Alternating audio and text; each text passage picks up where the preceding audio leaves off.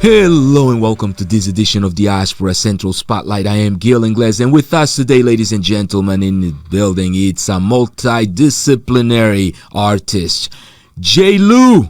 What's up? Yeah, New-Orleans? Yes, born and raised, baby. Louisiana is in the building. 504 to the meat show. You know? What's up, sir? Man, nothing much, man. Just taking it day by day. Glad to be back on U.S. soil. Man, according to what I hear, your passport has got no longer any empty pages. You have to apply for a double-paged passport because you got too many visas to enter places, huh? Listen, man, God is good. That's all I got to say. Amen. Yeah. First visit to Africa. Yeah. It was wow. Amazing. Yeah. Experience? It was, and I think that it was important for me to visit a place like Angola first. Yeah. First time on a continent. Indeed. A place that holds a lot of significance culturally, historically. Yeah. Just with the transatlantic slave trade, not to go too deep off into the not so good things. Right. But it was amazing. Wow. It was amazing. I learned a lot. Now, one of the things that a lot of people, I guess, build, I guess, a sense of have expectations. I guess people end up getting expectations of what their trip to the continent would be like, and you chose a country that does not even speak English officially. It's a Portuguese-speaking country, right? Yeah. How was that experience like right off? I think for myself, Portuguese is very synonymous with Spanish, so I don't speak Spanish fluently, but I do have an understanding of the language. So it was so you get by. Yeah. It was relatively easy for me to pick up on some things.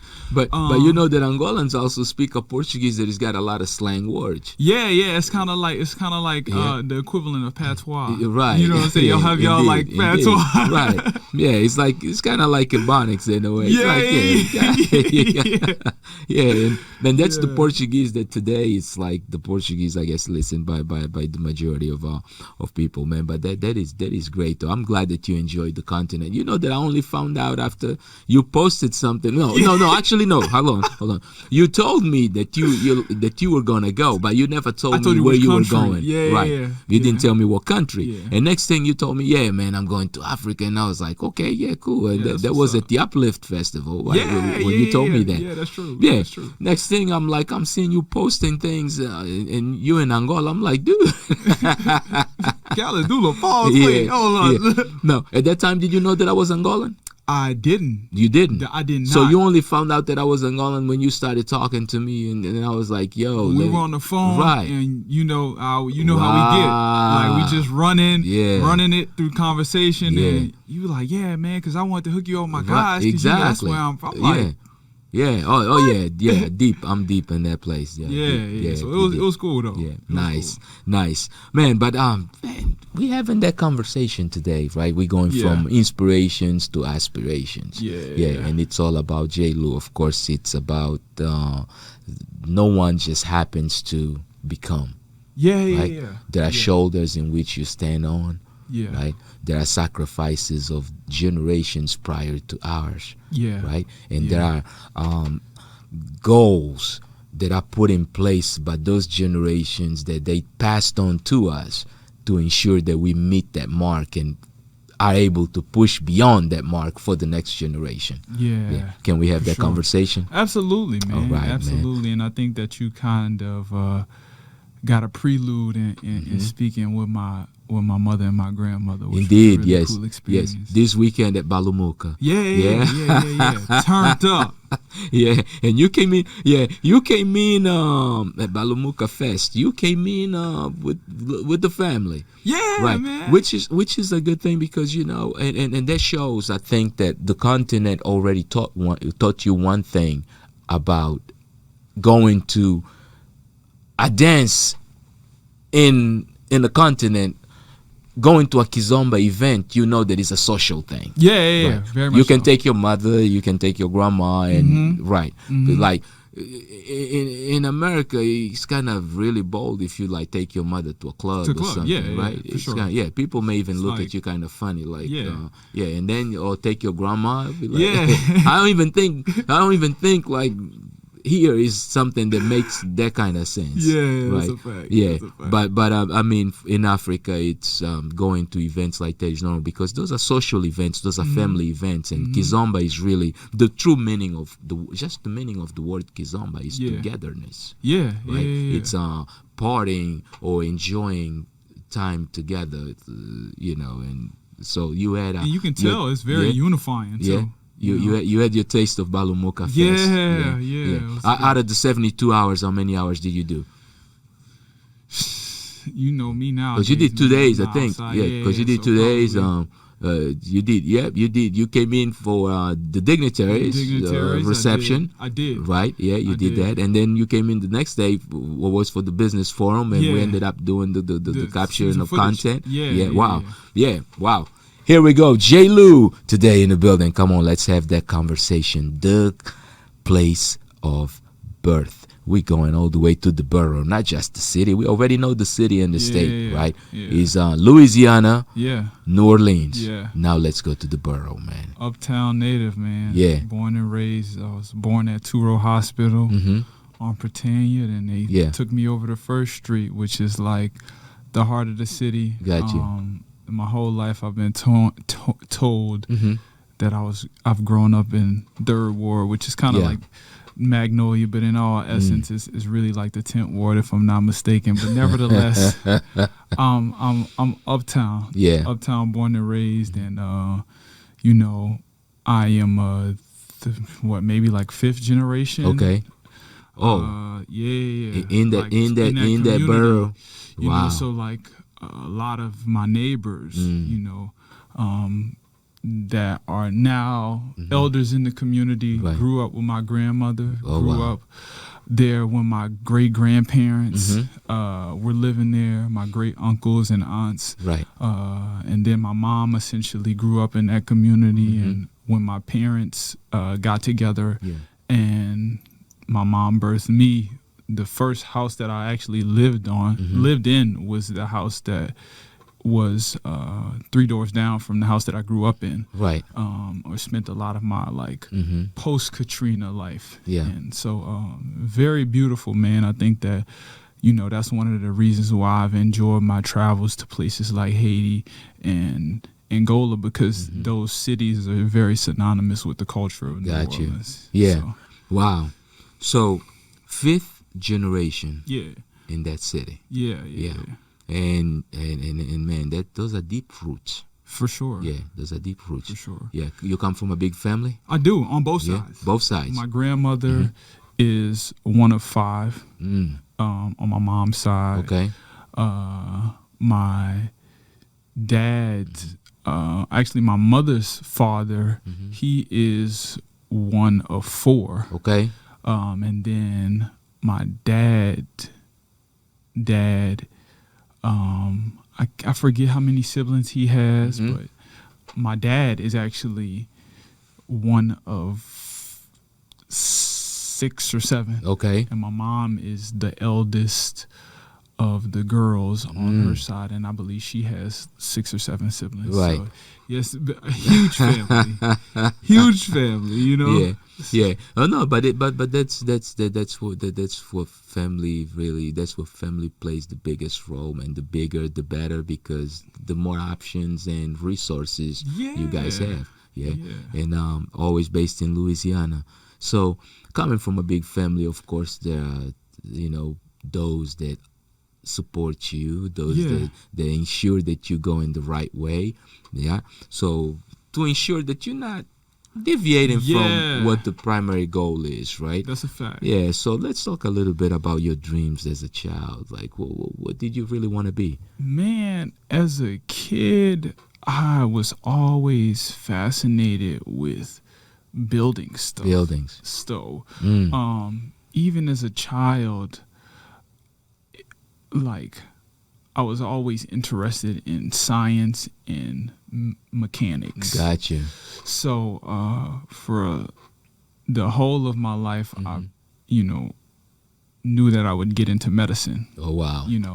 And that was always the pursuit. But I've always been a creative in the same vein. I think those kind of go hand in hand for some odd reason.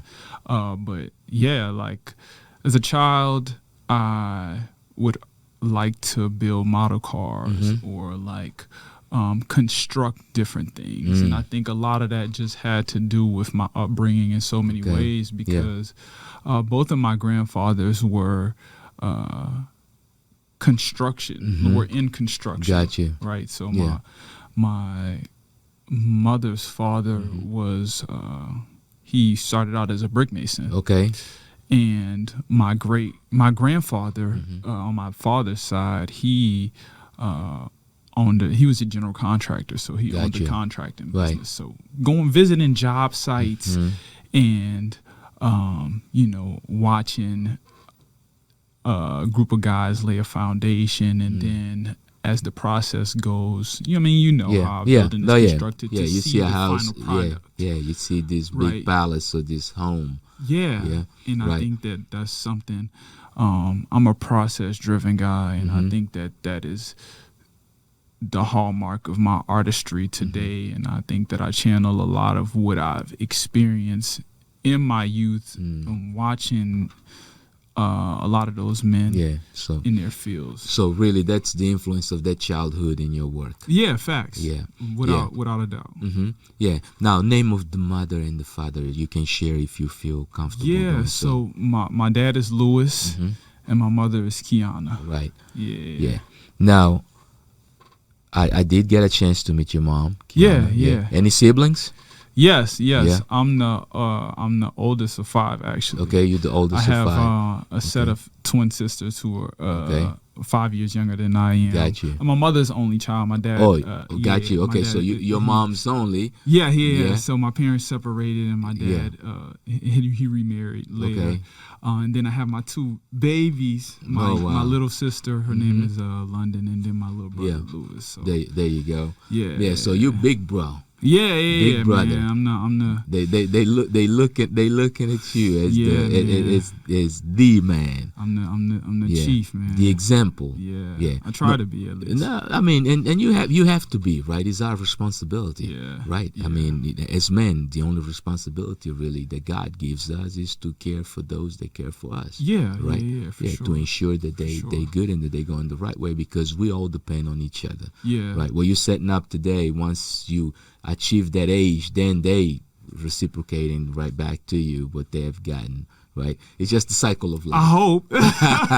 Or not. That's definitely. What I hope, man. Yeah, they'll definitely do that. Trust me, because it's part of the process. Yeah.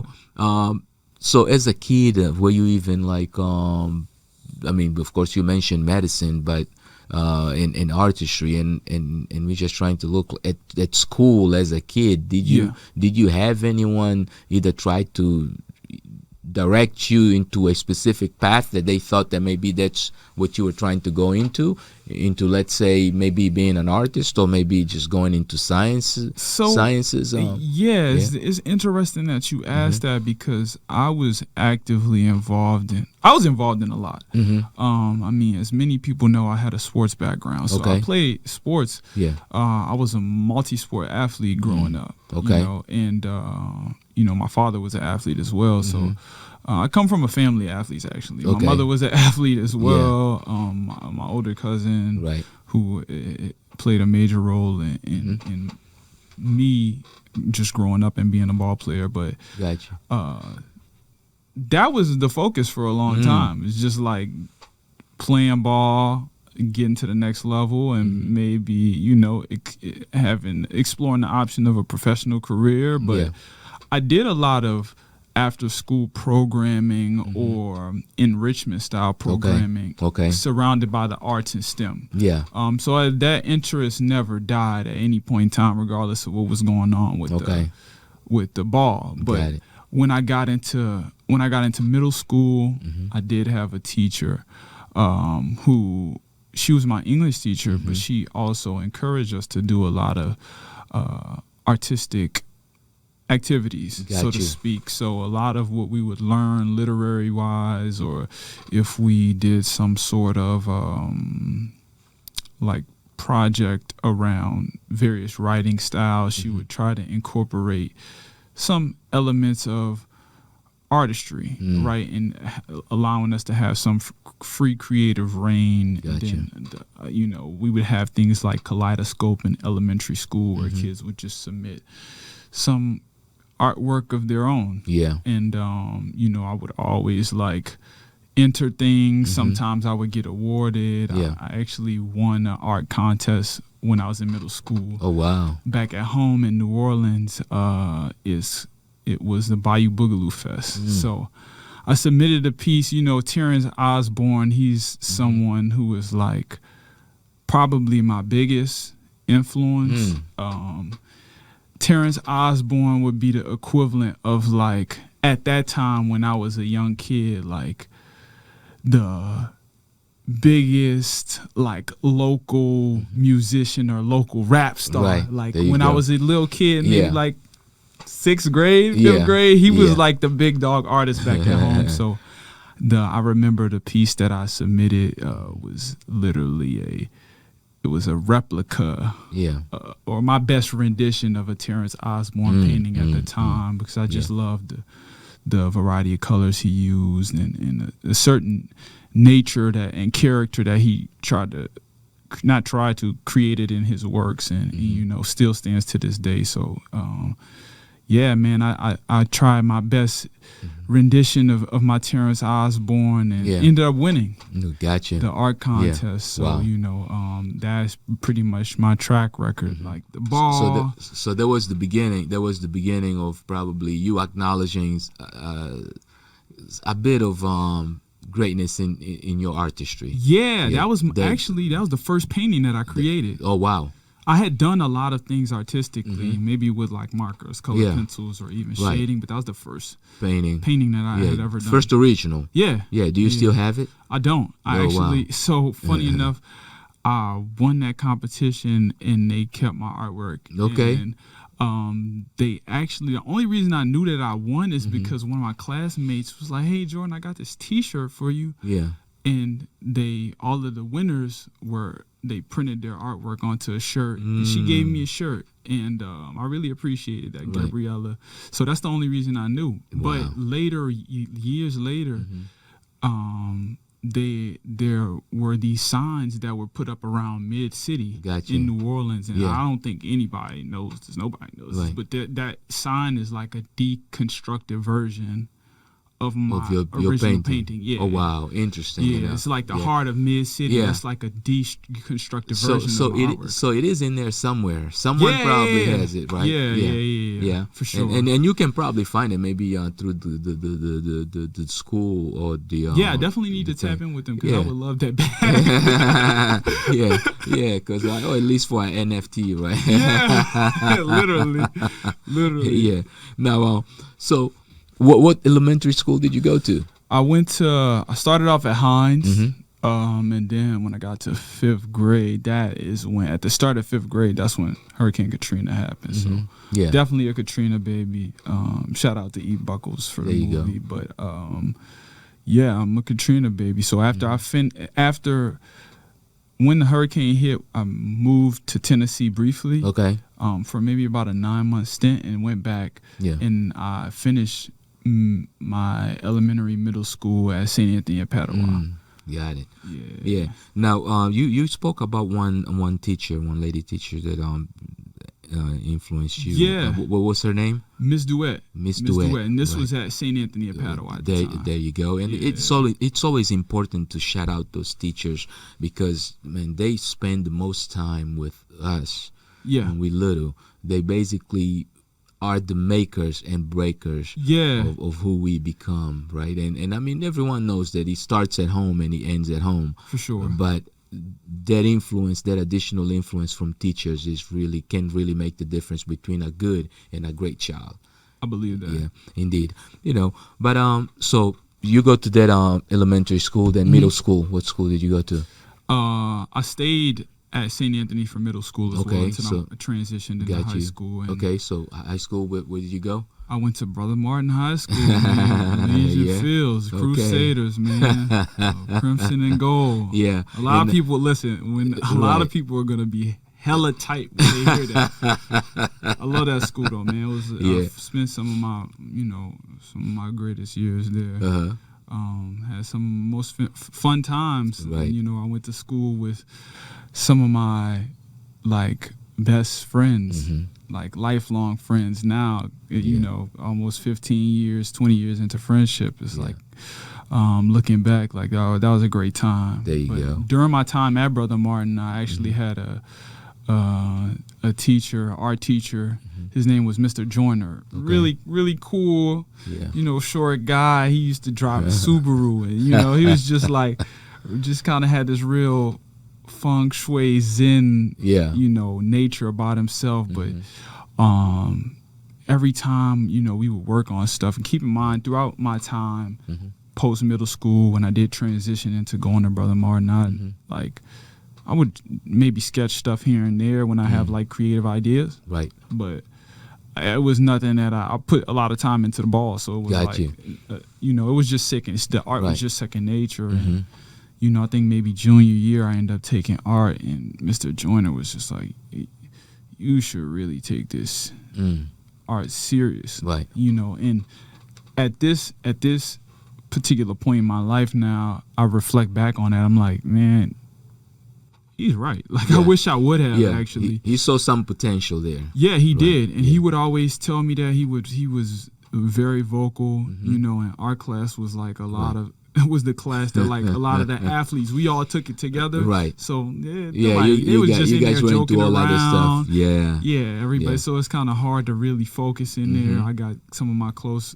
athlete homies just in there doing whatever. There you go. Clowning. And Mr. Joyner's upset, but he really did try to push me to become a better artist. Yeah. So, and it definitely helped. It definitely helped. Yeah, indeed. So now, of course, once that happens, you mentioned ball and you being involved in sports. So, and you mentioned ball. So, was it basketball, football? What? It was basketball. I played football and baseball for quite a while. Okay. I think that once I got to high school, it just became evident that basketball was where most of my energy was going towards. Is what I loved most. I also played baseball. I was a solid baseball player, but at the time, my high school was really good, so it's I'm not about to focus on that. Ball is my hoop is my primary sport. There you go. And then football was pretty much out of the picture for me. Yeah. I tore my knee up, and the doctor was like, "Yo, if you get another serious injury, then it's probably gonna be over with." Oh wow! How and when did you tear your knee up? So I had two different instances. I actually had my first pseudo major injury my 8th grade year. Oh wow. They're young. But I had already had a concussion prior. Oh wow. Yeah, so I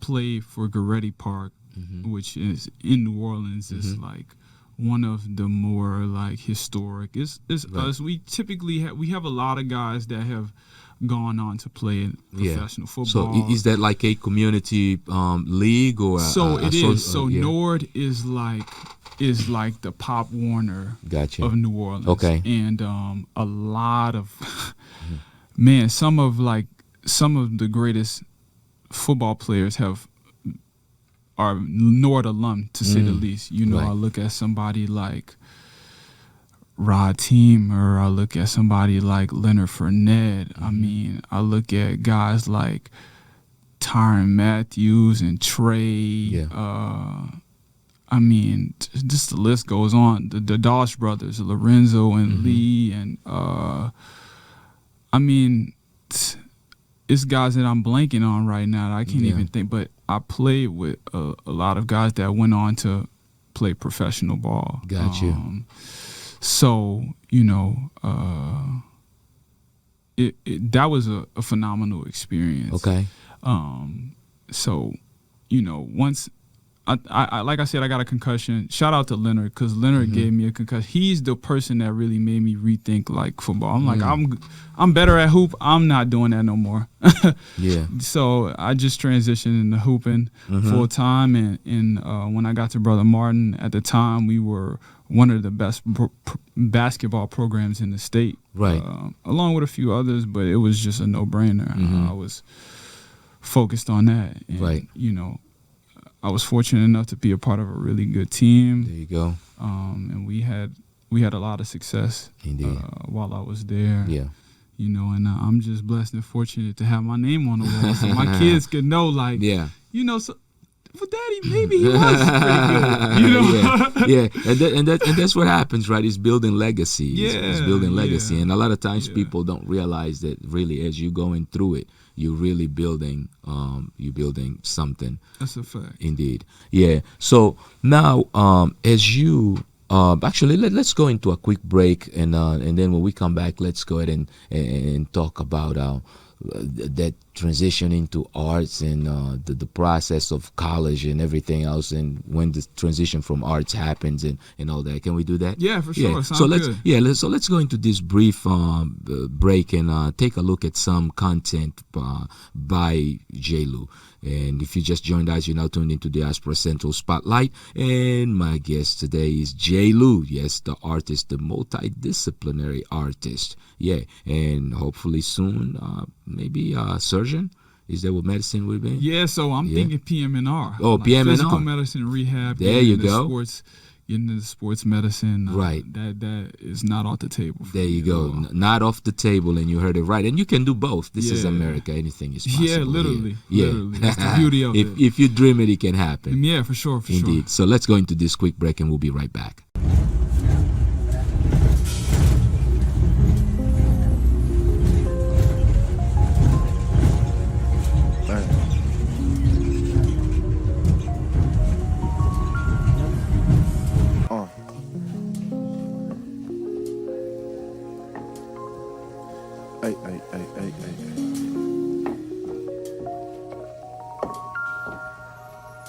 Bright lights in the city got me thinking about more money.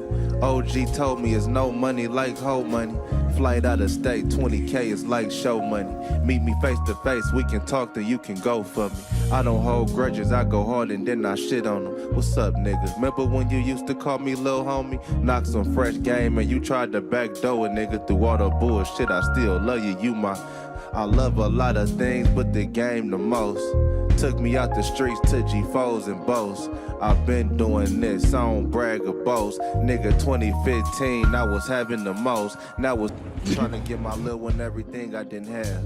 Through all the ups and downs, still balance the crap. And we are back. If you just joined us, you're now tuned into Diaspora Central Spotlight, and our guest is J-Lu. Yes, the multidisciplinary artist from New Orleans, that is Louisiana, currently in Houston, Texas, but he still pledges allegiance to Louisiana. For sure. So is it Houston, Texas, or New Orleans, Louisiana? J-Lu. Right now I'm in Houston, man. Okay. I'm planting. How's that saying go? I'm staying rooted where I'm planted. Oh, okay, Something along those lines. But yeah, just for the moment, I think for the growth and development of my artistry, right? The accessibility, the resources that are here. Yeah. I've been fortunate enough to grow. Right. A pretty large community here. I mean, you know that firsthand. So I think that just want to continue with that upward trajectory. So I think that it suits me best that, to be here. Plus, I have a lot of loved ones here too, so it works. There you go. Family always helps, man. Yeah, for sure. Yeah, I had a chance to meet both your mother and your grandmother. So that's and your grandmother is still there, right? She's still in New Orleans. Yep. And then she said to me, Gil, I only come here for a little bit and I go right on back home. Loyal to the soil. She's here for a good time, not a long time. That's her motto. That is her motto. yeah. Very supportive family, man. Yeah. Very supportive family. I've seen them at your events and at things, the initiatives that you have going on. Now, as an artist, actually, you're one of those individuals that not only you're thinking outside of the box, you're really branding differently. Right, you're moving differently, as we would say on the streets. So, what exactly triggered that? Was that is that a specific event, or that's just you creating? No, I think that it's just me as a creative, and the reason why I say that I'm very detail oriented, and a lot of the things that I do are very nuanced. So, I pay close attention to the landscape of where I am and what I'm actively looking to pursue, and I look at the art industry, myself being someone that's not a classically trained artist or even has a degree or any true background in art besides the simple fact of me having appreciation and love for it. Right. I knew that me embarking on this journey, I would have to create my own ethos in a sense, and build my own algorithm, so to speak, to garner people's attention to the artwork. And I think that just with the proper amount of diligence, I've been able to do that. Right. Yeah. Now, and one of the things that I think that makes you different from all others are the themes of the exhibitions that you put together when you put them together. Take us through some of that process. Let's start on the inception, if you don't mind. In all honesty, ever since my first show, I've had the next 6 or 7 shows plotted out already. So I'm already ahead of myself in so many ways, but when I get an idea or a spark, I make sure that I'm actively taking note. But for myself, when you talk about the inception of the energy or the thought process around of the exhibition, when you basically thinking, okay, I'm gonna make this exhibition happen, right? And I want this one to go that way, or sometimes even, let me ask you maybe the question better, and let me try to make the question probably a little bit better. Is the exhibition normally triggered by the content that you're creating for it, or you determine what you're going to exhibit after you have created a whole bunch of content, right, or artwork, and then you pick what you're going to exhibit and how you. In other words, are you actually? I get you. Yeah, I get you 100%. Creating collections as you're going through the process of it, or making them after you have done plenty. I'm coming. Like I told you, I planned out the next 6, so to speak. So I already have an idea of what I'm gonna create artwork around. So then you really come up with an exhibition. It's curated mindset. It's a curated experience from top to bottom. I'm not just creating pieces and then hey, I want to display my work. I like to give people context when they're coming to a show, especially for someone like myself who's dealing in abstraction. So, I think abstract artwork oftentimes can be left to interpretation and viewed from an aesthetic perspective versus, more figurative work. And I try to include some figurative pieces just to obviously maintain my skill, but also there are some things that I can't necessarily say with the abstract art that I can execute more with the figurative art. But I create based off the theme, and the themes that I've been painting around have been toying with the ideas of identity, and identity formation, Yeah. raw human emotion, Yeah. and lived experiences, specifically from the lens of like a young black male from the South. Gotcha. You know, and Yeah. I think that, you know, even deeper from New Orleans, because I feel like it's a certain movement in different cities versus others in the South. But we all still share a certain camaraderie and understanding and collective culture in a sense. Yeah. Yeah. So a lot of times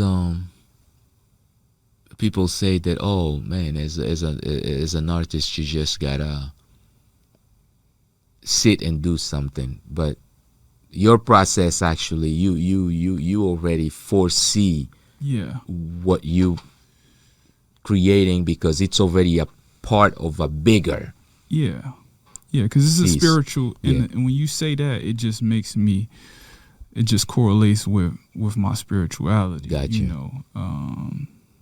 You know, I always talk about just having faith, and I think faith and foresight kind of go hand in hand. Indeed. You know, they say the substance of evidence of things not seen, and the substance of things hoped for, and in so many ways, like that's what it is when I put brush to canvas for the artwork. So I see, you know,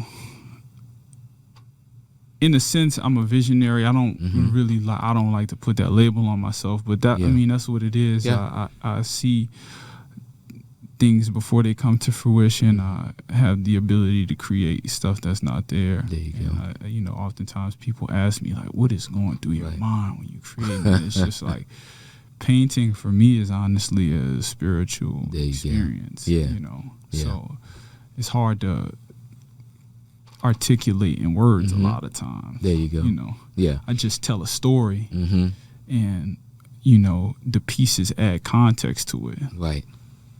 Yeah. Now, for someone who is good in science, thinking about medicine, of course, I'm sure that you looked for college. Yeah. Gets accepted into a pre-med program. Yeah. So when I went to Prairie View after I transferred from my junior college, played ball at Prairie View. I remember on my visit, I was talking to Dr. Brown. Talking to Dr. Brown, and he's like, they're like, yeah, Dr. Brown, you know, we got a young kid, Coach Bussy. He's like, yeah, he wants to be a bio major. You know, bio major. He's like, all right, well, we seen him come and go. But, you know, you think you're gonna be the first, all right. So, or not the first, but you know, you think you'll be one of those guys to make it through. Cool. So, I did, and I was pretty set on that. Yeah. And you know, I did end up finishing with my degree in biology. I'm out in chemistry. Very tough. Yeah. Playing basketball. Or just being a college athlete, not just specifically basketball, but and because around that time also, you guys were dealing with the debate about should college students, ball players, get sponsorships or not get them, get paid or compensated in some way, shape, or form due to this is right on the precipice of the NIL conversations. Like, I think, you know, my senior year for sure is I remember talking to Ray Jackson, who played, he was one of the Fab Five, played at University of Michigan, and you know, he and I just kind of we would hit each other up. You know, he came and talked to us one time, and you know, he was just telling me about like what the plans were for the NCAA on NIL. You know, what happened with them, the Black Sox, and just them bringing a certain swagger to the game, and the repercussions that they faced at the time. He was just like, man, you know, this is going to change the landscape of college sports. And when he said that at the time, you know, I understood what he was saying, but, you know, like when somebody tells you about what they experienced in a car accident and you see the car accident, it's like, wow. Oh, okay. So he was right. He was spot on. So, yeah, man, I think that the NIL thing has taken college sports to a whole nother level. But you know, dealing with school and sports, or kind of juggling the two. It got tough at times, man. Yeah. On the road. And it takes pressure. It does. Right? It takes pressure, and that pressure is what makes diamonds, is what allows you to shine today as an exception, right? Yeah, because it's my birthstone too, so I think I'm just genetically wired. There you go, to be a take diamond. That on, and shine. man. So it's not, I'm telling you, and not to say that pyrite doesn't have a purpose, because everything does, but a diamond is a diamond. I like that. We must acknowledge that. Like that. Right. I mean, we must acknowledge that. It's the truth. Is a fact. So you play ball. How tall are you, if you don't mind us asking? 6'5". Okay. Man, you are tall. Yeah. Yeah. 6'4", 6'5", you know. So I can see it right now. So when you got to Angola, I'm sure that people were like, oh yeah, they like, dude, right? Because Angolans are not very, very tall. Tall people, that's true. That's so true. you kind of, and I think in Namibia would have been even worse. I'm kidding. I just like to claim that Angolans are taller than Namibians. We're still the tallest in Southern Africa for sure. Yeah, I think Congo may have us because of Central Africa, right? Dikembe Mutombo and all those guys, but Angola, but Angola we got everybody else. Oh man, I like that. Yeah, we made it. We made it to the top ranks. I mean, we have had Charles Barkley at one point. Have you seen that game ever where Angola is playing the U.S. and Charles Barkley gets into this altercation with an Angolan player? Really? Yeah, he pushes this guy on the chest so hard, man. Everybody felt so bad for the guy. It was like this was like 1994, I think. I think that was at the Olympic Games of '94. This is like prime Charles. Oh man, dude, this is huge. Like, this is when the dream team is humiliating everybody. Yeah. I mean, and you're talking about the top of the top, the cream of the crop. This is when they allow professional players to be able to play in the Olympics. Yeah. Because up to I think that may have been the first or the second Olympic Games in which NBA players could participate. To be honest with you, that may have been the first. Yeah, 94. I'm not sure. We got to fact check that. Yeah, I was about to say. But dude, you got Michael Jordan and all that. So a lot of guys, they couldn't even perform just because they looking at starstruck. Yeah, dude, big time. I mean, like, yo, this is Michael Jordan. What am I gonna do? I'm watching. The dudes that I watch, dude, I'm playing against right even now. Coaches. Yeah. Even coaches, and you know that American players came in with that one. Like, anyone that attempted to even just think. Yeah. I'm not saying try, no. Think. Yeah. That you may be able to come, let's say, maybe to a loss of maybe by 10 points. Not even close. That ain't gonna happen. Yeah. Dude, I mean, Charles Barkley was real. And you know, Barkley, he takes that stuff seriously. Yeah. It's like, oh man, when he pushed that dude, it was like, whoa.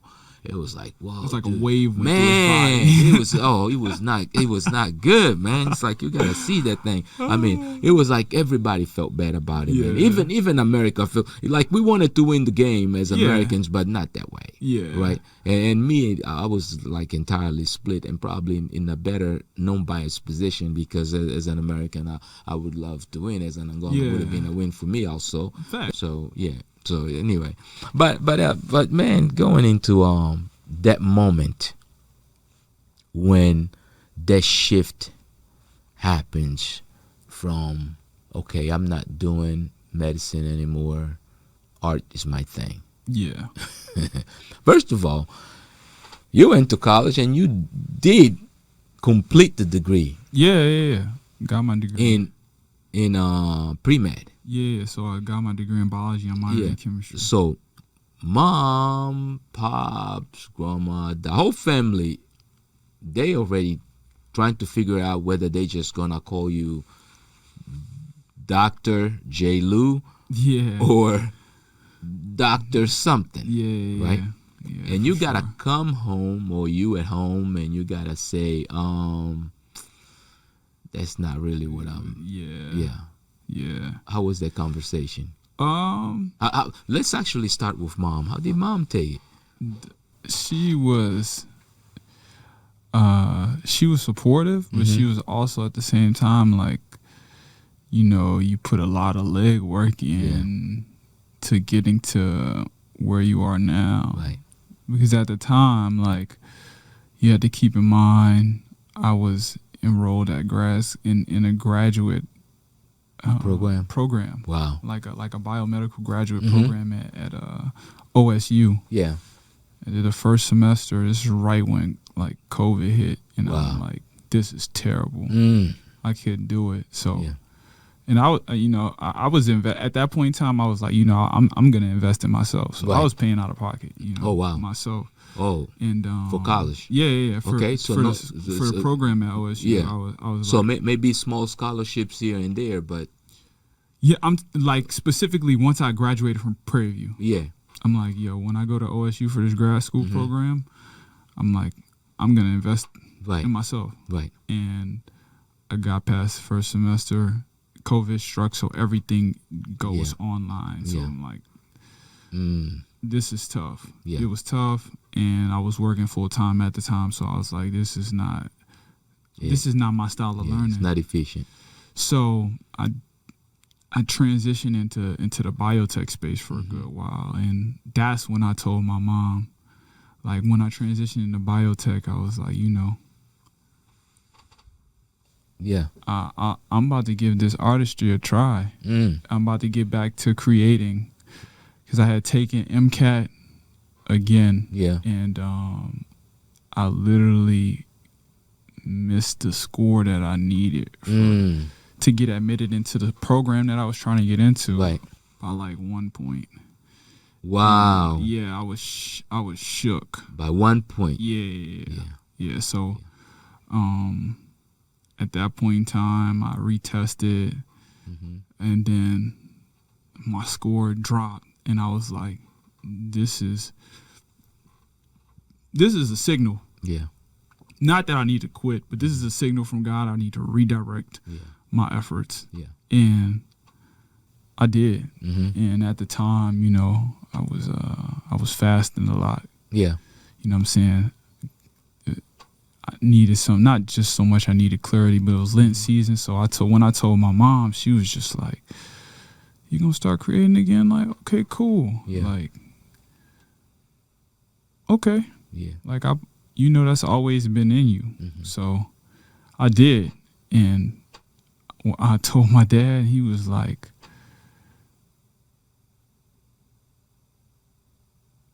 okay. Like how a father can be. Right. So it's like, okay. Yeah.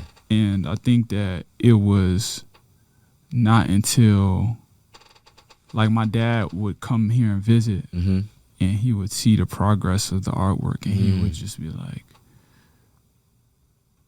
I knew you were talented, but I didn't realize that your artwork was this good. Yeah. And when he saw the outcome of the first exhibition, he was like, don't stop. Yeah. Now, what was the process like of setting up the business aspect of it, right? Because just being an artist is one thing. Yeah. Right? So, and then you gotta make sure that you're not only protecting your work, your assets, your intellectual property, that you gotta make sure that you also have the business set up in place to ensure that you capitalize fully on every step of the process, and that you're not being so like operating in a legal sense, right? And I am recognized by the state of Texas, so that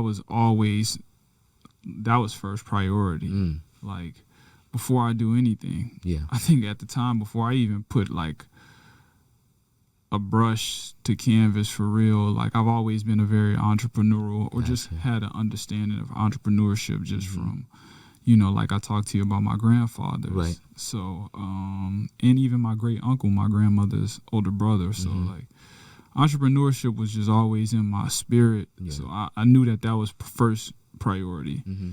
And at that point, that's when I really started to double down and like trying to offer creative services, or not trying to offer creative services and design consulting and things of that sort. Gotcha. So that was like, before I did anything, we gonna take care. Right, of sustainability, the legalities, legalities, ensure that we're legit. Yeah, right. Yeah. Now, eventually, you're gonna do the first exhibition. Mm-hmm. At that point, had you already shown at any festivals or Never. Any place? No, Never. You coming off the bat, like right off the bat, you like, no, we're not even strategic. doing any of that. We're strategically gonna do nothing but exhibitions. Yeah. Or primarily exhibitions, right? Yeah. Yeah. And so you set up the first exhibition. Yeah. Now I noticed one thing about your exhibitions, man, and that to me was like, wow, the touch, right? There's something that I always say, the small details that matter, right? Going for points. Even your napkins have the slogan, talk about it, of what your exhibition or your collection or the season is, right? That's was that something that you thought about it? Do you have a team around you that actually helps you put those things together? But whose idea was that one of such a small detail? So that was my idea. I do have a team that works with me, but now, in more recent, but out the gate, that was my idea, and I just understood what I was looking to execute vision-wise, and I knew that I wanted people not to just come, have drinks, and look at some cool artwork. I really wanted to tell a story, and I felt like in order for me to completely immerse people in the storytelling aspect or the curated experience, I needed every I couldn't leave any stone unturned. Yeah. So, my grandmother actually, she worked in banquets at one of the most notorious hotels back at home, and she managed banquets for a long time. Okay. And she also, after she retired from that space, she started to run an event hall for a while. So, my attention to detail in decor and appreciation for decor comes from her. That, and I just even look at my artistry, like the end goal is not for my creativity to be within the confines of a brush and canvas, but transfer to something else. But my grandmother, she has been she's worked with textiles her entire life. She designed her own clothes. She would make handbags. My great grandmother was a millinist. And her and my great grandfather owned an upholstery shop. So I have a knack for attention to details. There you go. Yeah, and also when you are creative, your attention to detail is different. It's elevated. Yeah, it's heightened. Highly, because you see those fine things that an average mind may not even pay attention to. It doesn't matter. Right. But it does matter. Yeah, it does, majorly. Yeah. Was there any fear around that time as you making that transition? Man. And you going through the setup of this thing? Did you set yourself up a goal like, okay, I need to do this thing, and then the discipline? Are you still working like full time around that time and to sustain yourself and create these art pieces? And absolutely. And to be honest with you, the Pre-Requisite was not my idea. Okay. Initially. Well, the Pre-Requisite itself was my idea, but how the idea of having an exhibition was not mine. It was my homie Nicholas. Okay. Nick and I went to Hines together. Okay. We hadn't seen one another in years. I probably hadn't seen Nick in almost 15 years. And he was in Houston at the time. We just so happened to reconnect. Yeah. And Nick, his name is Nicholas Living. Nick, you know, he's big into comics and he's a writer and stuff like that. So we were just talking about artwork and comic creating and whatever to have you. And I was like, yo, man, I'd be willing to help create some characters or whatever to have you. And yeah, he was like, okay, cool. So I invited him to the spot, come check out some of the artwork. And he was like, yo, I'm not going to lie. A lot of people say that they're artists and that they're creatives. And, you know, he was like, your art is really... There you go. Effing good. That's what he told me. Yeah. And he was like, you know, you ever thought about putting a show together? I'm like, nah. Because at the time, even that early, after I did my first painting, I was just strictly doing commission stuff. Wow. So so unless someone commissioned. So unless somebody hit me, I wasn't I was only doing commission, but I was getting a good bit of like commission, you know, making a nice little change on the side. But when Nick said that, I was like, you know what? Let's do it. So Nick is the person that's responsible for planning out the everything leading up to the prerequisite. Gotcha. Like I and he helped me execute. Right. So that's basically your first exhibition. Yeah. Yeah, the prerequisite. You know what? Let's go ahead and go into another quick break and take a look at some more of your content. And when we return, we're gonna talk about your trip to Africa, your first trip to Africa, some of the aha moments, some of the good things, and maybe your impressions, because it is an experience, I think. Yeah? I agree. All right. So we'll be right back. For those of you that just tuned in, you're now checking out Diaspora Central Spotlight, and our guest is J. Lou, a multidisciplinary artist. We'll be right back.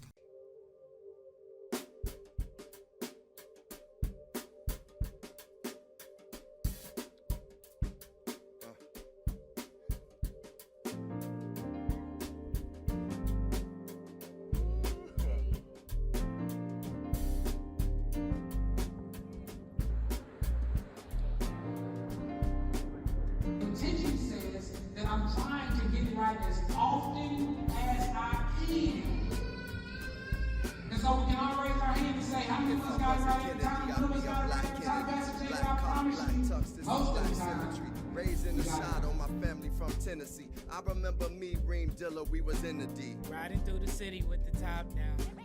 We ain't got no ceilings to our thoughts now. It's a beautiful ride. T, where we at with it, baby? Look like the desert, man. Long away from Houston. Long way from Houston. In a good way. T-minus a couple hours out from Vegas. Just made it to the desert. Got the skyline. The pink skies tell you we're a long way from Houston, but only in a good way, the best way, the traveler's way. And we are back. If you just joined us, you're now tuned into the Diaspora Central Spotlight. With our guest today, it's J. Lou, yes, the multidisciplinary artist, the ball player. He calls it hooping. Yeah. Still get down a little bit every now and then. And you're still hanging around a lot of your buddies, because actually we met. We were with Troy. Two of them. Troy came down with you today. Yeah. Troy came down with me today. Right. The other day, also at the Uplift festival, we're out there with another one also. Derek Brown. Derek. Derek was with the Raiders for a little bit. Yeah. And you're definitely in that mix, man. It is a vibe. I know that I told Derek that I was going to get in touch with him to have him come and have this conversation with me also. That's my guy. Yeah. Good dude. Right. And that day also there was somebody else out there that played football. I'm trying to remember now who was in at the oh Uplift man, event. yeah, I'm drawing a blank because I know exactly who you're talking right, about. because he was all the way down to the hall, right with the guy, and he's actually Houston based. Yeah. Right now he's Houston based. Yeah. But this is the city, man. This is the city growing a lot of things changing, and changing for the good. Very diverse, one of the most diverse cities in the U.S. I'll be very honest with you. I used to think that D.C. and New York were it, right? And then maybe Los Angeles also. I mean, shouldn't say maybe Los Angeles and Los Angeles. So if you had asked me before I really lived in Texas, the most diverse cities in the U.S., I would have told you those three right there. Those three areas. I would have been like, the New York Metro, the L.A. Metro, and, D.C., DMV. That's it. After I moved to Houston, I was blown. Yeah. And I say blown because one day I'm just driving on Post Oak and I'm looking and trying to and all of a sudden I find myself trying to see how many people of the same ethnicity I can see back to back. Yeah. And it was interesting. And after every three, it would fall. I would have to start over again because a different ethnicity would show up. Literally. Yeah, and that was very interesting. But you did get a chance to go to the continent. Yeah. Right? Yeah. As an artist, of course, you done some exhibitions here in the U.S. Yeah. And I think I don't want to speak for you, but how many? I know that the Pre-Requisite was your first one. Pre-Requisite. Okay. I did the NFLPA event wasn't an exhibition, but I did do Black Art Houston. Okay. Over at Wander Studios, which was really cool during Black History Month, and then I did the Art of Doing over at the SID Institute. Yes. So and that's the one that really kind of got me to pay real close attention to you and to your detail. Because as I'm walking through those pieces, I'm like, okay, wow, I see where he's going. And then the way you actually exhibit them, right? It's sometimes one thing to be able to paint. It is another thing to be able to show that painting in the right context. Yeah. Right? Yeah. Because some people at times, they need help to do that. Or they need the individuals that actually have to come out and be like, oh, okay, put all your pieces down. Oh, I think that this and this and that and that and that. But you, since you actually painting already with that in mind, it's just a matter of picking up and putting it on the wall. I think like I have to pay respect to my grandmother because like, even though like my grandmother likes art, right? But like just watching her put other things together and like essentially curate certain aspects of things that she may have designed or whatever the case may be, I just have an eye for it. And, I understand the power in presentation. Yeah. So I really honed in on that. And, honestly, that's one of my goals in this art space is to get in a curatorial seat at some level. Got you. Yeah. Now, so you're multidisciplinary, which means that you use different mediums. Yeah. Right. Yeah. So what are the mediums that you actually use? Digital artwork. Right. I do I do mixed media paintings. Okay. And I also have done some clothing designing. Okay.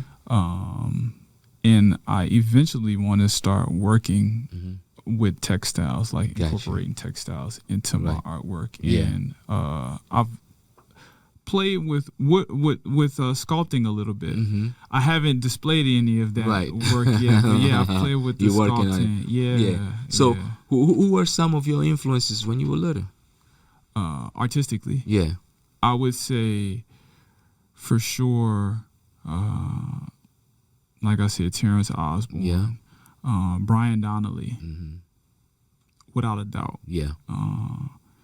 super big Brian Donnelly fan, and I would also have to say Keith Haring. I know that's kind of like very generic, but it's like I just remember him as I just remember a lot of his stuff as a child, and I think that's what I appreciated about Keith Haring's work.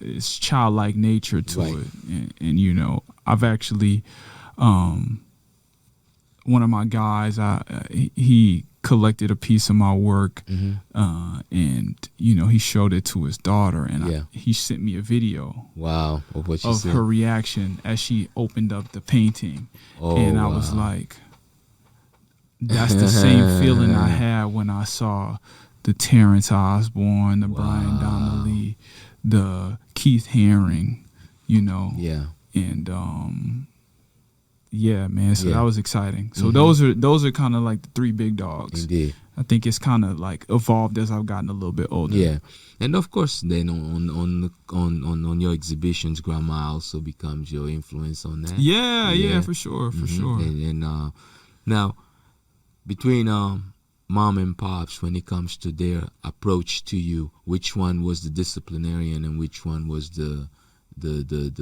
cheerleader?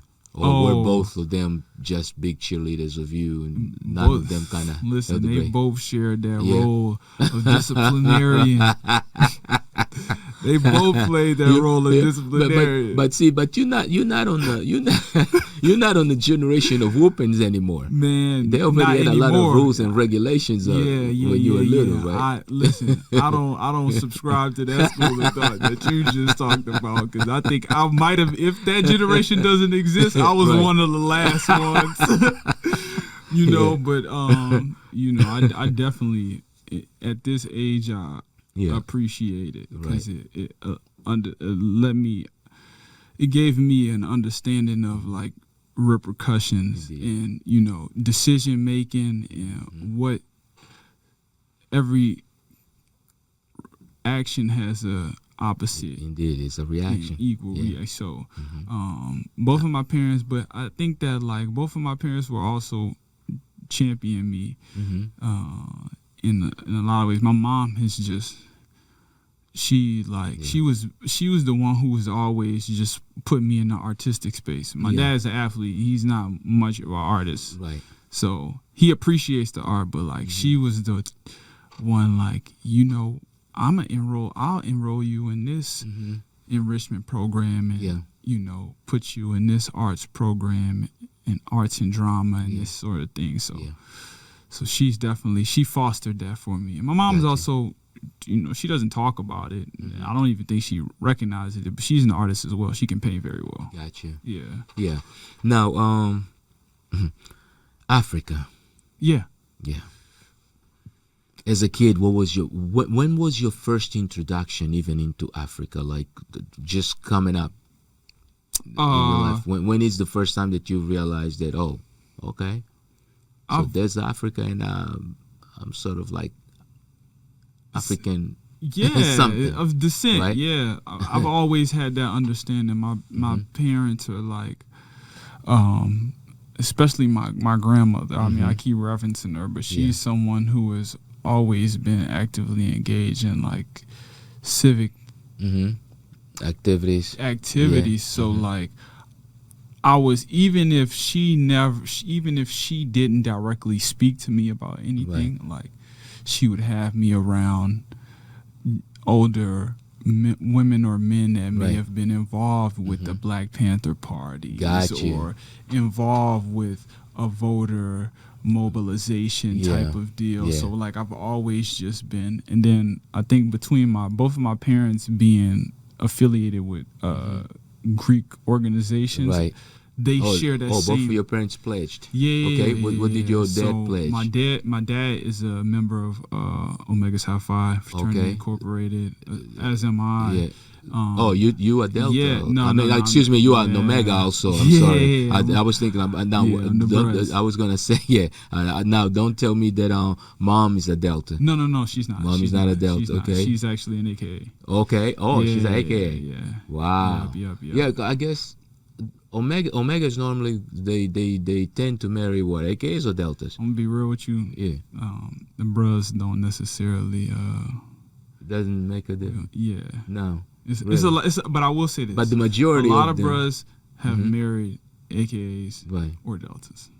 Okay. At least that I know. Like my parents were married. One of my dad's best friends, a lot of them have married deltas or AKs. Right, because I think that even amongst them also, there's the favor for each other. I think it's like as organizations, right? Yeah, so it's like it's kind of like a sister, right? Relationship or brother, right, between the two. Exactly, between the between organizations, the yes. organizations, and that's what I want. So cool. That's which has a lot of historical context to it as well. Right. So okay, because I think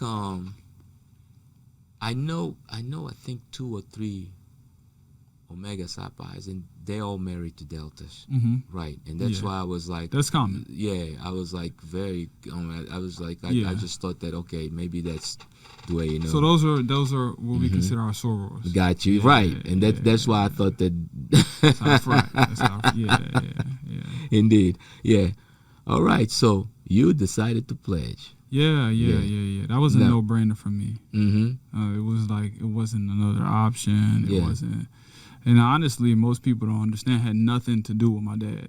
Oh, really? It had nothing to do with my dad. Wow. Like I would say this. Not even the stories that he would like tell you as you were little about the fraternities. One thing I would tell you about my dad is he never encouraged me to pledge the Psi Phi. Wow. Like even when I told him that I was actively pursuing. At the campus of Prairie View, I told him I was seeking out membership, and he was like, "Are you sure you want to do that?" Like he wasn't like necessarily like discouraging me, but he was he was essentially like approach it at your own risk. Yeah. And if it's something that you really want to do, then do it. But don't do it because of me. Right. He's intellectually checking and making sure that this is what you want, that you are ready to do this, and you're not just doing it because you're trying to impress dad or something. Yeah. Nah, and that's a cool thing. If he thought that, then I hate to burst his bubble. I'm sorry, but I had enough run-ins and encounters. I think that where he played a major role is just having me in that ethos. Gotcha. Being around the bros from a young age. I just in New Orleans, a lot of the bros have grown up with one another and have known one another for decades, went to high school together or played in NORD, which is the program we spoke about earlier, together. So it's like it's a certain synergy that they have, and the motto of the fraternity is friendship is essential to the soul. And when I saw those gentlemen, specifically in the Phi Iota Iota chapter, I genuinely understood what brotherhood was. Yeah. And coming into the fold, like that set the example for me. And I was like, I want to be a part of something like that from a young kid. So the first stab at it that I could take, I did. Wow. Rotators having a line? Okay. Let's figure this out. And it really didn't have anything to do with my dad. Yeah. So, I will say this though, as I got a little bit older, right before I went to college, I would go, my cousin Shane, I call him my cousin, but Shane he's like a big brother to me. Gotcha. We call him Swizzy, but he would take me over to, he pledged at Tulane. He's a brother as well, but he would take me over to Dillard. Okay. Dillard is maybe it's walking distance from my high school, not even a block. Gotcha. And bros would be on the yard, having doing mandated programming. Gotcha. Right, whether that was voter registration or some type of blood drive or a pageant, whatever the case may be, or even just fraternizing. putting meat on the pit, whatever the case may be. He Right. would take me over there. Right. And one of his sons,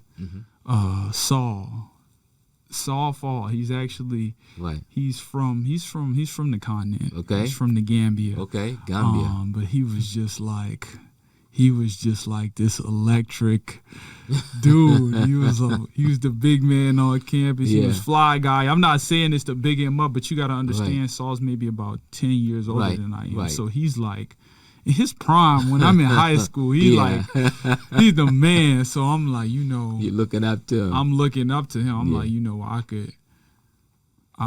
That's it. And then I would see like a lot of his neophytes. So Got some you. of the younger brothers that he made, Right. like Zoe, and then Lorenzo. He's actually an artist too. Okay. And I tell people all the time he may or may not recognize me at this age, but Zoe was the person that made me realize there was a place for me in Omega, because he's a little bit different like I am in a sense. Like I wouldn't necessarily say weird, but Yeah. I'm a unique guy. Yeah, And yeah, Zoe's the same yeah, exact way. He's yeah. an artist as well. So I think that kind of speaks to itself. But I saw him and Iman, he's from California, but this dude, he could hop his behind off. So I was like, it was just a certain level of showmanship and just energy that the bros gave me. I was like, Right. This is it. This Yup. is the it. Shout out to Theta Sigma, man. There you go. Yeah. Yeah. Now, and we were talking about, we actually got on this topic because we're talking about Africa. Yeah, right? yeah. So you eventually kind of like, okay, not only I'm a descendant of Africa, yeah, like I want to go back. yeah. Yeah. When do you start thinking about wanting to go back? The opportunity was just presented to me, actually. It's a place that I've always wondered about, and I've always, questioned, well, where is the first place on the continent that I would want to visit? Right. Because it's so vast. It And is. you hear these stories about Cairo and, Right. all of what took place there. Right. And then, South Africa's very diverse. It's beautiful. Right. And, just different spots. So Indeed. I'm like, Ethiopia. Yes. So I'm like, I don't know where to go. But, I got the call from Miss Gil Maybane, who was with the Gail. Houston Luanda Houston Sister Luanda Cities Sister Cities. Yeah. organization. Yeah. So her and Mr. Charles Washington, they invited me to have a sit down. They wanted to talk about extending the opportunity for me to be a part of Resiliard, you know, and that's the program that was through UNESCO and UNIP, which is the artist union there in Luanda or in Angola, but in a couple other partnering organizations. Yeah. So once they extended that offer to me, I was like, it's a no-brainer. I'm like, of course. Yeah. You made up your mind like right there on the spot, It was or you no waited a little bit? It was like, okay, let me figure this out. Let me just figure out how I'm gonna moving my schedule around, working some other things out. Which I did have to take some consideration into a few different things, but like when the opportunity came, I was like, I can't pass this up. Got you. So as you of course you leave and you get home. Yeah. You gotta tell now the parents that you're going to Africa. Were they concerned at all? My mom was a little bit. Yeah. Just like, where are you going to be staying at? 'Cause you got to understand, a lot of people's idea of Africa is still... Yeah, what they have seen as kids probably even all throughout many years on propaganda. Commercial and on commercial television. Yeah. On So commercial television. She's like, where are you going to be staying at? Exactly, I'm talking low because that's how she's asking these questions. She's like excited, but she's like, So, Now she has never been to the continent she's yet. never been to the continent. Wow. So the next time you go, I'm sure that she probably wants to line come. up Yeah, with for you. sure. For sure. Yeah, because when she spoke to me, she's like very excited about this thing. She's like, oh man, she's loving it. Yeah. Yeah. And my dad was like, so how soon you leaving? Yeah. He was like, absolutely. Like, what? Africa? Like, go, see ya. Yeah. Now, did you got to take shots, right? You got to do shots. You got to do some shots. So I believe that tetanus, my travels, yellow fever. Yeah. So and, all my travel was, all of that was taken care of from my previous like international trip. Got so you. All so of my you paperwork were good. was You were cool. good with yeah, man. You land in the continent. Yeah. Right. Now, I've been to Luanda before. I've been to Angola, of course. I'm from Angola, but I've been to Angola since I've been out in the U.S. I came as a kid and I've been back. Right before you land, there's a view of the entire city. Yeah. That even to me, that I had been here for a long time, when I went back and when you can actually start seeing the city, you get a wow type of deal, right? And because you can really tell the difference between where the city is and where the peripheries of the city or the shanty towns are. Yeah. Right? Yeah. So for you, was it scary? Was it I don't know, man. I guess what was the feeling that you had? It was just a certain gravity that, not to say I'm like, oh, I'm home, because I hear people say that, but like it brought a certain level of connectedness to me. Wow. It did. And the reason why I say that is because like some parts of Luanda reminded me of Haiti. Right. And it's like, if you look at it, you talk about sister city or sister country, like it's literally that. It's the same people. Right. You know, so when I got there, I was just like, this is amazing. Yeah. Like I feel the connectedness. I know this is like, I can't trace directly, but I know this is where you're from. It's my lineage in some ways. From one of these tree branches of this family tree. Is that you know? Now the language. Yeah. Yeah. It wasn't too bad for me. Nah, because it's Spanish. Spanish. So, you know, bon dia. Bon dia. There you go. Good morning. Bon tarde. You know, I had a few things in my arsenal. And what about the food, the gastronomy? Oh, the food was great. Yeah. The food was great. So, man, thank you, major thank you to Mr. Marcos Augustino and the good folks at ASA, American Schools of Angola. When I tell you they took care of us, 3 hefty meals a day. I'm talking about the food. 3. And 3 Angolan hefty. When you say 3 Angolan hefty meals, it's not just. It's not just. Right. Yeah, these are meals. Fish. Yeah. You know, a little fufu. Is that the first time you tried fufu? It is my first time trying fufu, and I've also heard that the fufu is different from region to region. It is very different. That's why I asked you if it was the first time you tried fufu, because if you had tried fufu from Nigeria or from Cameroon or Ghana and Angolan fufu, they were very different. Yeah, actually you probably the first time you go, if you used to West African fufu, once you get to Angola, you'll be like, that's not fufu. It has a different type of flavor profile to it. The flavor is different, but the texture is similar. The texture is similar. Yeah, but you also got a chance to go visit the interior of the country, right? Yeah, I did. And you guys went to a couple of cities. Yeah. Malange is one of them. Yeah, you got to see where Queen Zinga Mbandi is from. The Kalandula. The Kalandula Falls. Yeah. I loved it, man. Yeah. It was peaceful. I just remember stepping out onto the peaking deck, you know, like right over the falls. Yeah.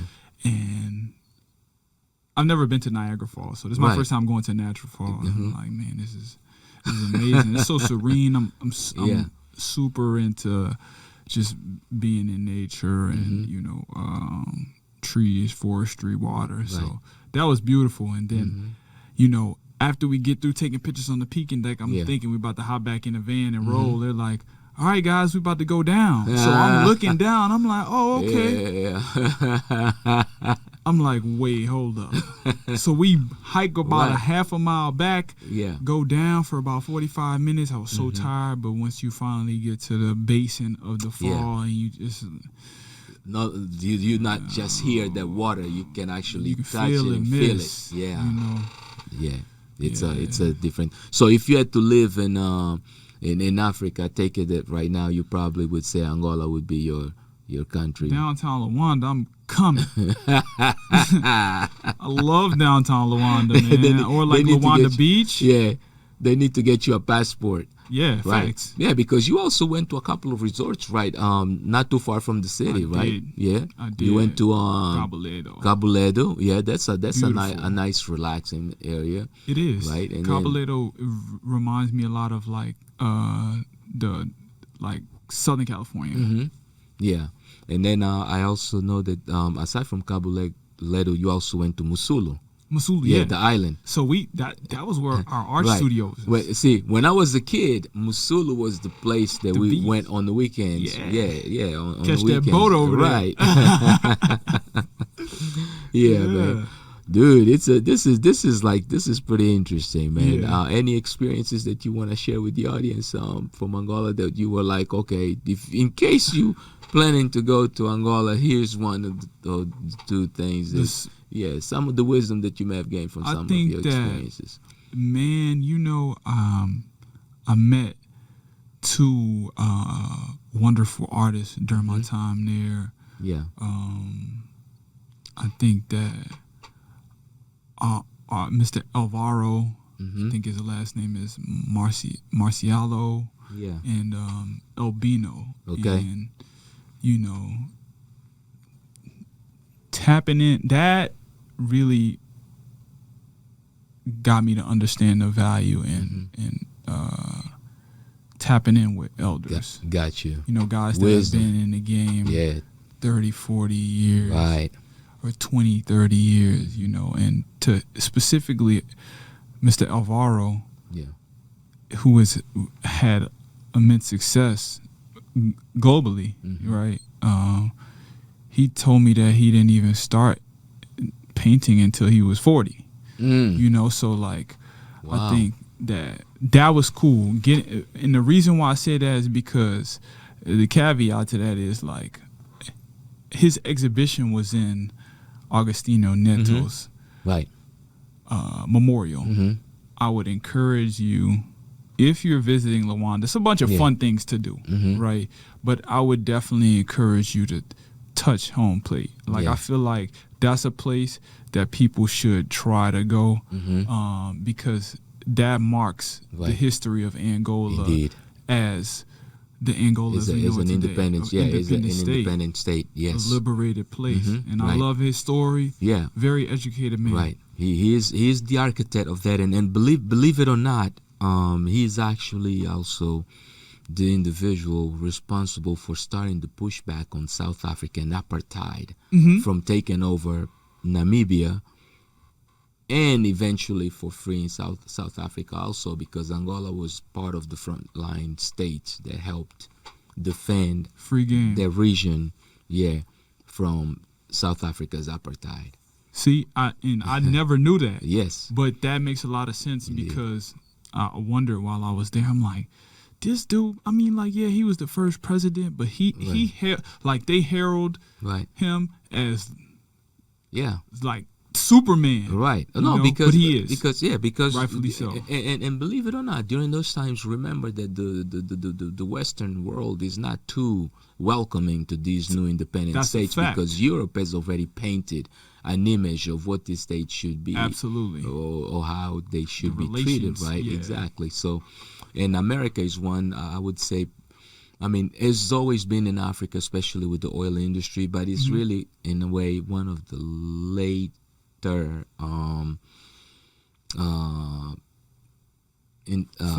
foreign entities to enter the continent to explore. To explore. Yeah, man, dude, you got so much to talk about, so much going on that I'm telling you, this conversation is really good, man. But just like everything else, we've been talking for an hour and a half. Yeah, and I feel like we only scratching the surface of certain things, because it's like this is such a huge this is such a huge step in one's life, I would feel, man, because I sort of felt the same way when I went back after I left Angola. I didn't go back until 20 years later, right? So the Angola that I left and Angola that I found was not the same. Vastly different. I can tell. I know it. Was not the same. And around that time, Angola was booming. I mean, it was probably the second most expensive. Luanda was the second most expensive city in the world, right after Dubai, right? So you know that there's a lot changing in that city, like very, very fast. But once you get in the interior, it's not so fast, and you can kind of adapt. Once that plane lands, of course, you're there. What was your first prayer once your foot hits the ground? I just said thank you, man. Yeah. I really did just show gratitude to God for finally getting me to this place. And giving you that experience, because very few, I mean, just think about how many people have wished at one point that they would have that experience, right? Man. Yeah. So blessed. And then, I mean, because obviously we had time to chop it up, about how immersive of an experience that residency was, Indeed. Which, by the way, they did a great job at mapping out. Yeah. So you talk about a blessing. It was great. It was great. Yeah. So let's go ahead and definitely take a break, and then when we come back, we go ahead and touch the miscellaneous, and we close the program. So if you just tuned in, we're now checking out Diaspora Central Spotlight, and our guest today is J. Lou. A multidisciplinary artist that can play ball. We'll be right back.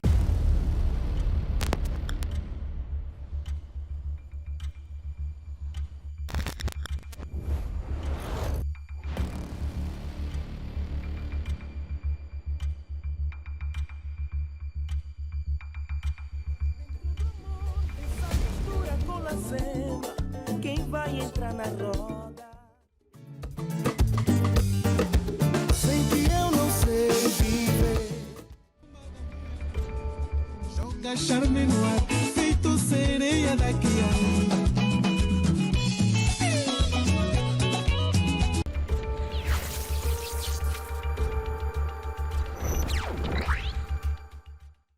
And we are back. If you just joined us, you're now tuned into Diaspora Central Spotlight. I am Gil Ingles, and our guest today, it's J.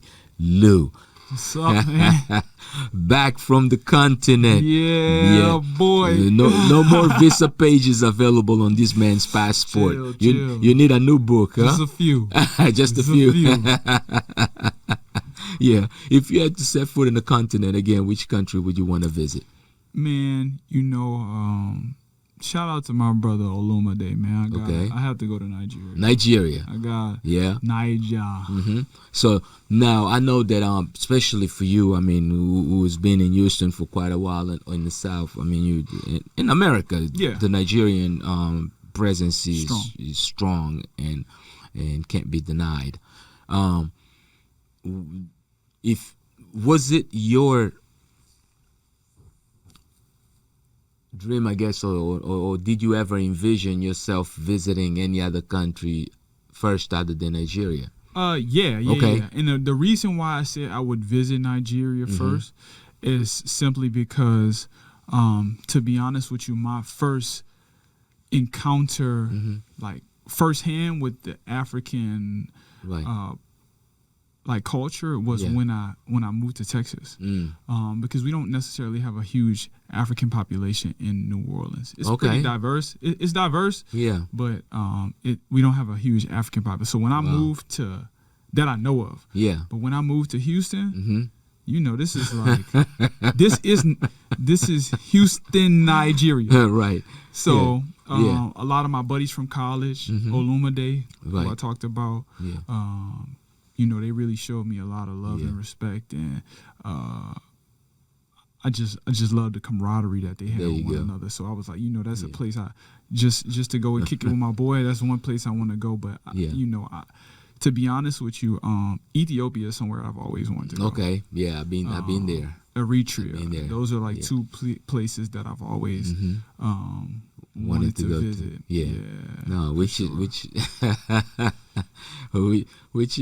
is definitely cool, man. Your favorite Angolan food? Ooh, that's That maybe even now you probably like every so often you may just wake up and still crave and be like, "Dang, I could." Yo, it's like a stew Mm-hmm. that's served with rice, and it's got like cabbage in it. Okay. It's got like chickpeas in it, Oh, okay. and some chicken. Got you. So cachupa is that? I think that might have. Yeah. That might be Yeah. it. A home run. A home run. Yeah. I love you. I feel like that's why I said, man. A lot of the cuisine I ate in Angola, it kind of reminded me of, you know, my late grandmother Eloise. Like, it reminded me of some of the dishes that she would cook. NewOrleans. Yeah. Yeah. So Point- the point blank. flavors Yeah. and you know what? Sometimes we don't think about those things as we Yeah. just It's like this Afro-Hispanic fusion, because Portuguese culture is Spanish culture. Right. Yeah. Like pretty much. like how Angola has like slang Portuguese, Right. like Portuguese is just Spanish slang. Yeah. Virtually. So it's the Well, same concept. yeah, with us in New Orleans. Yeah, that's actually a good point. Yeah, because they definitely dialects to Latin. Yeah, Right? yeah. They definitely dialects to Latin. Yeah. And did you try any Angolan commercial drinks? Like maybe are you a beer Ike. drinker? Yo, you tried Ike beer, the beer? Ike. I like it. I like Ike and Yeah. Kuka. Kuka. Yeah, Kuka. I like that Kuka. Yeah, you like Kuka. Yeah. Yeah, we were actually trying to get Kuka here for Balumuka Fest. Man, Yeah. that would have been nice. And to be honest with you, you know what's very interesting? I don't think that they take it seriously that they actually have a huge market in the U.S. Yeah, that's a fact. I really don't think that they take it Yeah. seriously. I don't know if it is the lack of vision or if it is just the lack of know-how on how to make it happen. But, Yeah. I mean, Star, that's a Nigerian beer, has presence here in the United States. Kuka should, because I honestly believe that even with this Kizomba scene It had, that is like, yeah. coming, these guys would have consumption like, wow. That's a fact. Yeah. That's a fact. I don't think it's that. Well, actually, what I'm about to say may tie into lack of vision. I was about to say, Yeah. I don't think they understand how impactful the diaspora is, Yeah. like outside of, you know, somewhere maybe like Portugal. Right. You know, because a lot of Angolans actually do live in Right. Portugal. Yeah. Or Yeah, a place that's, like Brazil. Yeah, they feel comfortable in those countries because of the language. Yeah. Right? Yeah, because of the language. And then you have a situation where they feel like, hey, if I'm going to go somewhere, let me go somewhere where I speak the language Yeah. already, where I can get along, can communicate with people much Yeah. easier. Yeah, America is a big It's a man. beast. That's a big, huge Behemoth. change Yeah. for someone coming from the continent. And also, Yeah. there's a big international beer market here, so I feel like as good of a beer as both of those are, Ike and Right. Kuka. Yeah. I think Kuka is probably the more like, Yeah, Kuka is a national symbol Yeah. for those that drink beer. Yeah. Kuka is this is one, probably I would say maybe the oldest Angolan beer Yeah. brand. Yeah, definitely. So they could definitely have presence here for sure. Yeah, and accommodate some of the guys here that like to drink beer.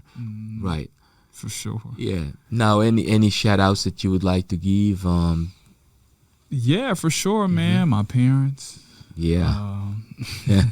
For bringing me here. Yeah. You know, my both sets of grandparents. You know, just for. I feel like I'm in so many ways a manifestation of like all my predecessors, in a sense, and. You know, my family, my godson, Cash, he can't understand what I'm saying right now, but, you know, Cash, you know, baby Nola, who else? Nate, Logan, you know, I love children, you know, my siblings. Yeah, man, I'm just grateful to have a younger generation in my life who looks to me like the older cool person. So, you know, that's nice. And then, you know,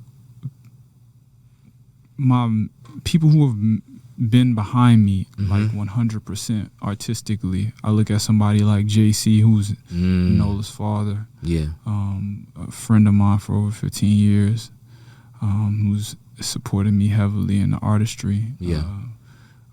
A new friend, you know, a guy who I've developed a strong relationship with, Jay Ryan, who's, you talk about me kind of being in that realm of professional sports and athletes, and he's definitely helped further that in so many ways. And that relationship was fostered through JC, you know.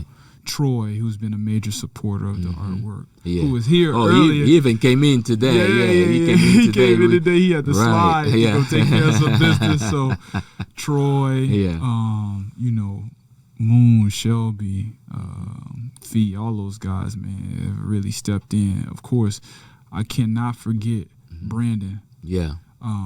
You know, B. Yeah, exactly. B, that's my one in the chamber, man. Like, has really helped. Everyone needs one of them. Yeah, for sure, needs man. One of them.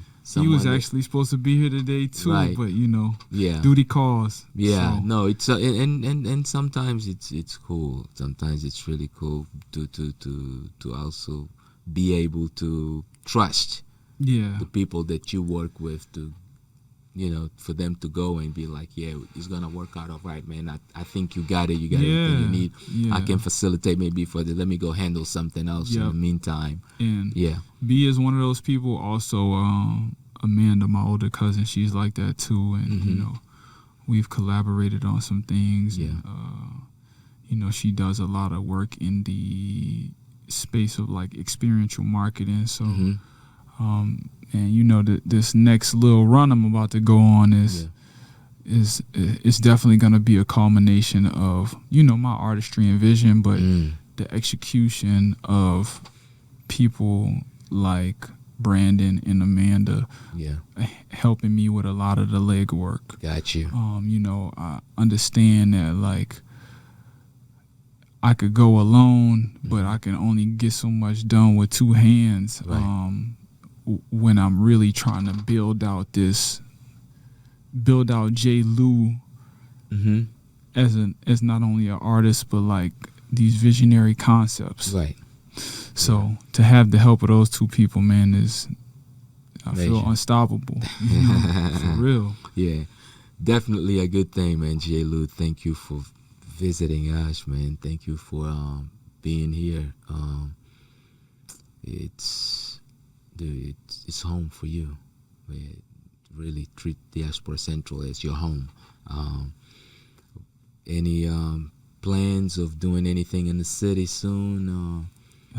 So my next project, I think I may end up heading back to that city. Yeah. Heading back home to New Orleans. Yeah. You know, I felt like I've tapped in a good bit here in Houston, so I think the next one might be at home. I can't put a date or a time on it, but I got something in store. It's coming. So that, and just working on some commission projects here and there. So my time's pretty much occupied through about, you know, early 2025. Got you. Now, if you had to give any advice to any young people that are trying to get into artistry as a career, what would you say? I would say first find your voice. Find your voice. Find your voice and understand the story that you want to tell, because I think talent is one thing, but talent with a vision and a direction is limitless and unstoppable. Right. It's like a train. Right. You know. So with the vision and with direction and understanding, that's something that comes over time. Once you find your voice, you can tell your story. There you go. And I think that how I view artistry, particularly my artistry, from what you said earlier, is storytelling. Man. It is storytelling, and he's got to tell a story. Yeah, you can't just throw a bunch of stuff and call it he's got to tell some kind of a story, right? So it's got to be something. Yeah. And I've seen a lot of really great art and people who are very technically sound, and you can tell that they put a lot of time into the skill. Yeah. I think that sometimes it is a disconnect when I see a lot of great paintings on the wall, but I don't know exactly like what the context is to it. So, I think it helps when you can tie that knot. Yeah. Tell a story with a vision and really put people in a certain mindset so they can understand and experience it how you want it to be. Yeah. Experienced. No, that is very important. That is very important. Now, this is just these are questions that you don't have to necessarily answer if you don't want to. Yeah. Have you ever done any modeling? I have, man. I have. Yeah. And, I'm actually a brand ambassador for Saw Good Global. Okay. So it's kind of like a shameless plug. Ironically, I do have the hat on. I just thought about that. Yeah. But I love Saw's clothing. I've done some.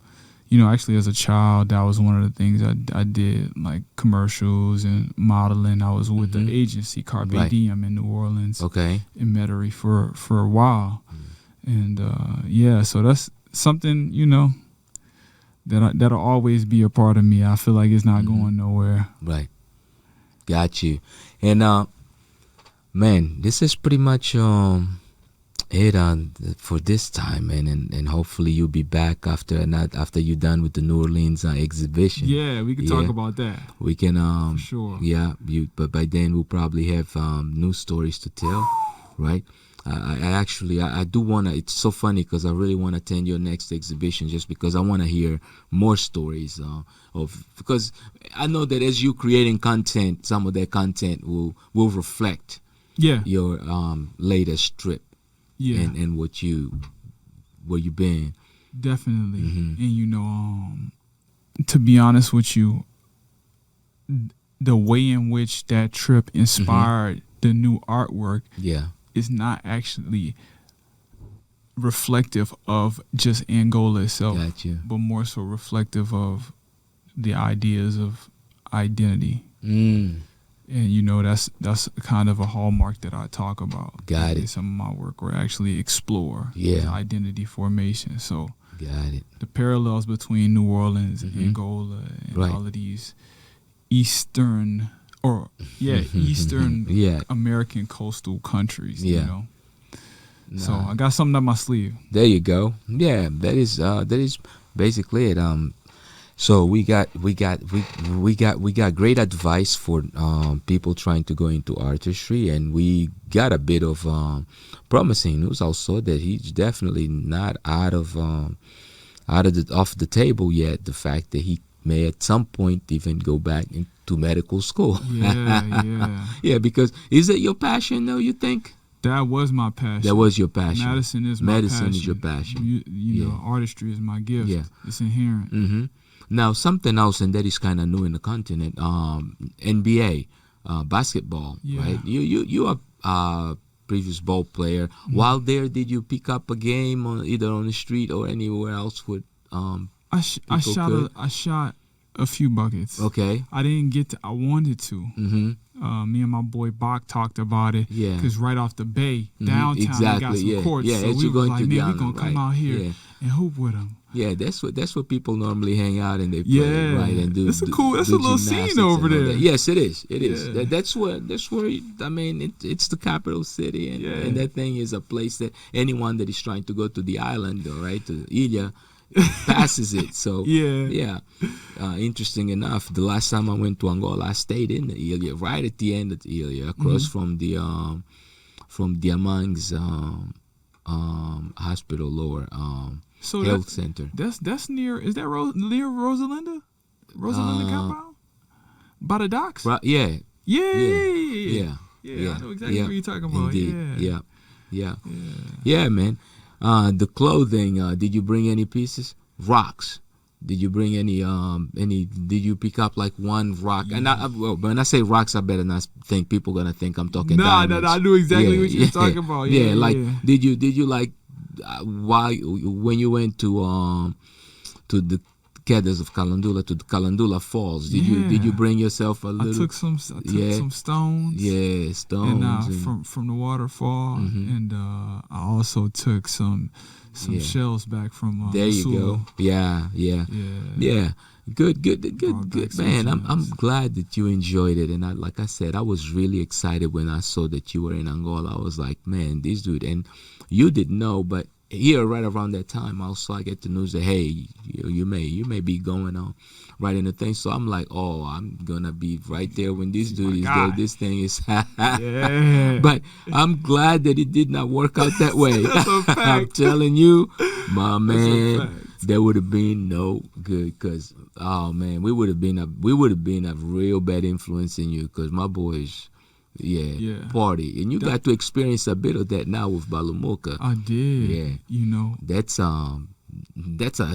a heavy one, man.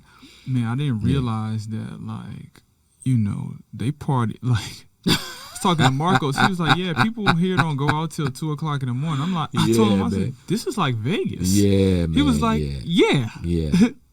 2 a.m. That's when they're going they party out, hard, man. Dude. People don't realize it though. At 5:00 in the morning, people are still fighting, trying to get in the club. Yeah.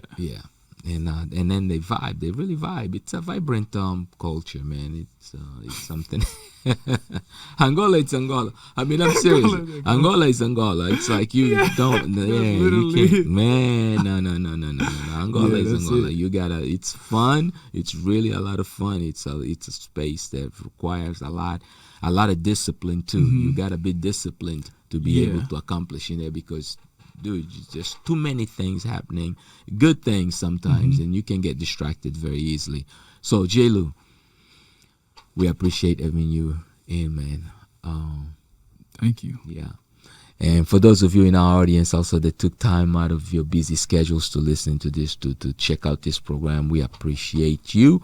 And we ask you that you ask, not only that you subscribe, but you also ask someone that may not yet be subscribed to also subscribe.